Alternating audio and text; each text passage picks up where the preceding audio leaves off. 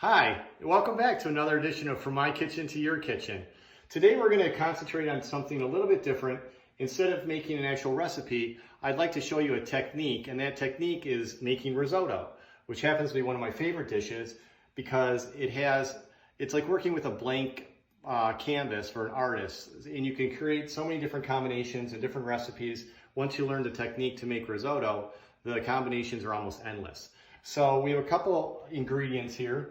They're very simple. We've got our Italian, our arborio rice, which is a short rice with a very high content of starch.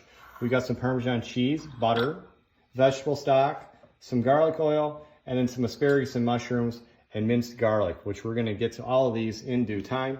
But let's get the risotto started. And the risotto is gonna take us about 20 minutes to cook. So we're gonna actually cook it in a couple different stages. And it takes 3 stages to do it. And we're gonna start these stages one at a time, or the first one now. So we're gonna heat our pan and we're gonna add our minced garlic to our pan. And we're gonna saute this. And it's almost as though you see the garlic kind of bloom. And that's the point we're gonna throw our arborio rice into the pan. All at once. We're gonna get a little coating of that oil on all the rice. And I used 1 cup of arborio rice, and the ratio for risotto is 3 to 1. So I've got 3 cups of vegetable stock here. And as soon as all the grains get nice and toasty, nice and warm, we're gonna add our first cup of vegetable stock. Once we do that, we're gonna let the rice simmer and absorb all of this stock. Now you can see our first cup of liquid has pretty much been absorbed by the rice, and it's time to add the second step, which is adding the second cup of liquid to the rice. And we're gonna stir this in as well.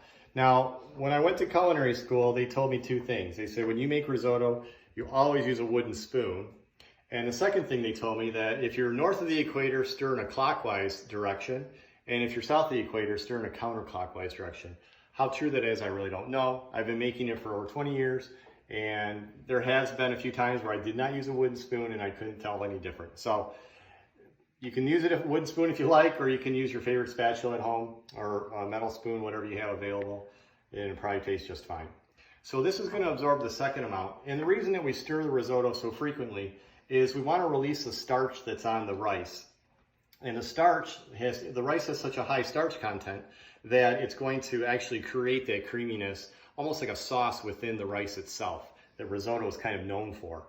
So today's dish, like I said, I wanted to teach you the technique of making risotto, but I also wanted to do a vegetarian dish because we haven't done anything vegetarian yet. So vegetable stock, and I've got a little bit of vegetable here. Really, it's a great application for using anything that you have in the fridge or maybe in the pantry that you just have a little bit of that would make a nice addition to your risotto.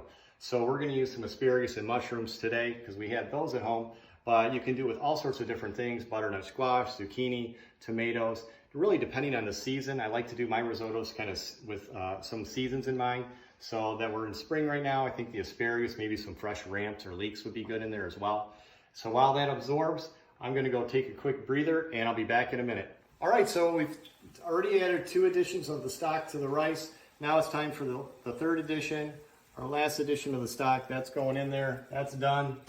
And it's just gonna come back to a simmer. And while this is simmering, what I'm going to do is I'm gonna add, I previously sauteed 1 cup of mushrooms. I'm gonna add those in to our risotto. Stir those in.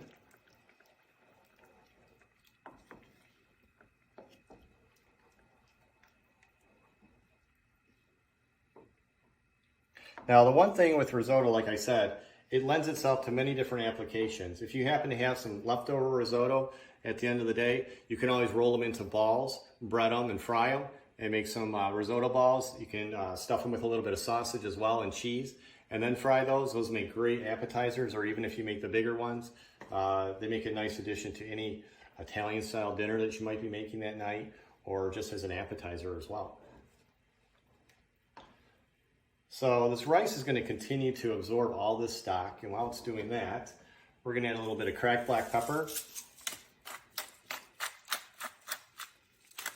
And this is all really to your taste, whatever your preference is.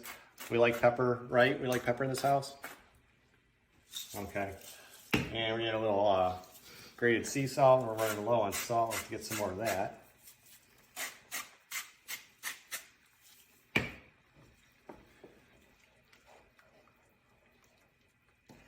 Now, a lot of times what I see happen is where people go wrong is they let the risotto cook too long. And if it cooks too long, it has a tendency just to kind of turn to one big, well, it turns to one big bowl of mush, more or less. And so it doesn't really work very good for buffets or things like that. This is more of a to-order type dish. And when I worked at the Giorgio in Denver, it was an Italian restaurant. And on our menu, we asked people to give us a half an hour to make risotto for them. So we had some very patient people, but the wait was definitely worth it because it was fantastic. So as you can see, this is, come on in here, let's get a closer look at the risotto. You can see it's starting to absorb that stock once again. And so we're getting towards the end, and I'm gonna fold these asparagus tips in there. Now these are really small, young asparagus tips, very tender. So I didn't blanch these. Those are raw because I want them to have a little bit of bite when the dish is finished. So they're gonna cook just long enough while this rice is finishing for us to be perfect in the dish. Now, the two things that I always finish a risotto dish with, and I consider it a must, is you always want to finish it with a little bit of whole butter and Parmesan cheese. I never put cream in it. I think it makes it too wet. It just doesn't do the job that you want it to do. It doesn't make it any creamier. You should be getting all the cream that you want from the rice itself. And as you can see, we've got some of that nice creamy consistency in there.